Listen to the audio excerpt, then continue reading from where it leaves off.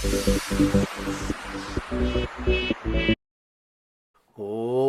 up guys, my name is JDCook5 and welcome to the Real Betis versus Chelsea review, the day after the final where Chelsea were victorious in Warclaw, and what a final it was. Before we do get into this video, if you haven't done so already, please hit that like button, don't forget to hit the subscribe button, and don't forget to hit that notification button so you never miss a video.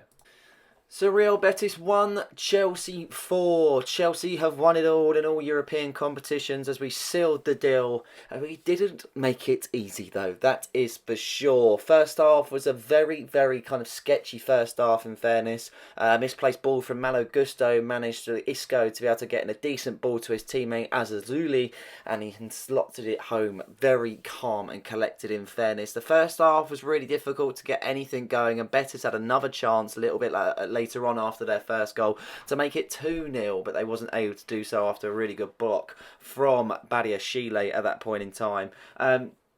We struggled to get going. I think that the team that he started with, and I'll go through the lineup in a minute, the team that he started with, don't think it really worked in our favour whatsoever.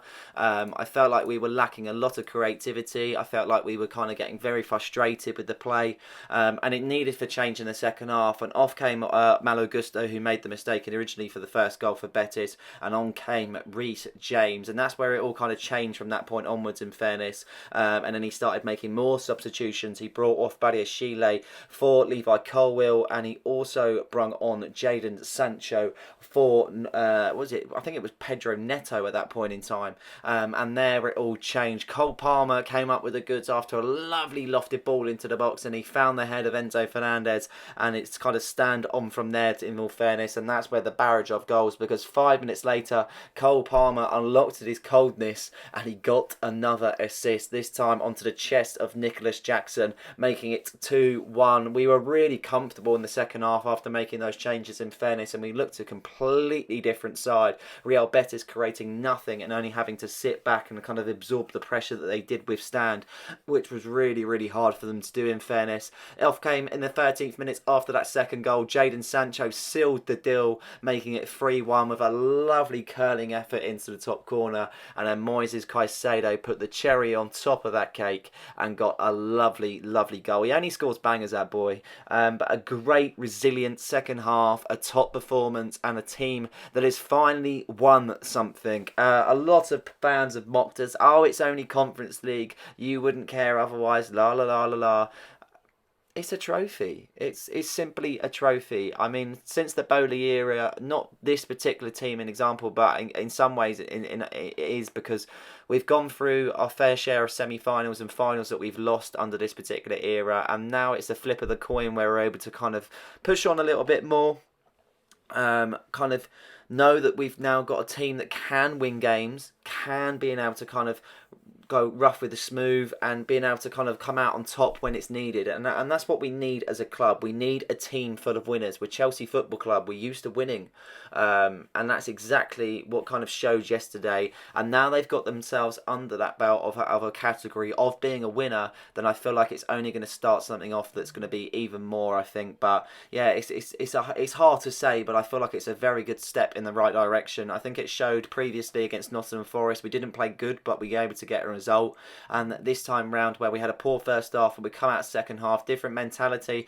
and this team is young. This team is very young, and it's found that a lot of this time this season where when things go wrong, it's hard for them to kind of sort things out and being able to have it where they can kind of get back on track, and it seems to be they haven't managed the games in best over time. And bearing in mind we've got a manager that's come up from the Championship, so I think if anyone said in the first season that you'll be able to secure Champions League being a top 4 spot and being able to walk away with the Conference League title, I would have chewed your hand off, and that's exactly what we've achieved, and I feel like we're going in the right direction.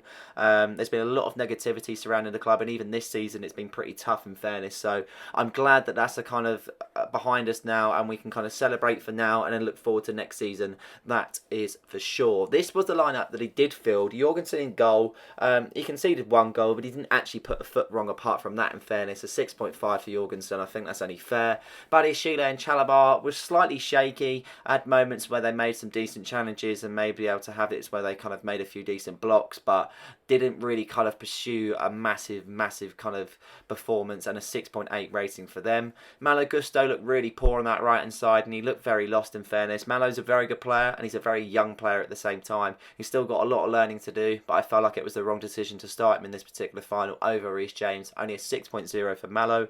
Cucurella had Anthony in his back pocket all game long. There was no stopping him whatsoever in terms of defensive awareness and being able to kind of get interceptors, get blocks in. He did really well on that left hand side. I felt like he was solid all game, and a 7.2 for Cucurella. Enzo Fernandez and Caicedo, both goal scorers in that particular position, and what a game they had. Caicedo looks like Kante reborn, and Enzo Fernandez is definitely turning into that £100 million player that we had from after the World Cup. He's definitely kind of showing that, that's for sure.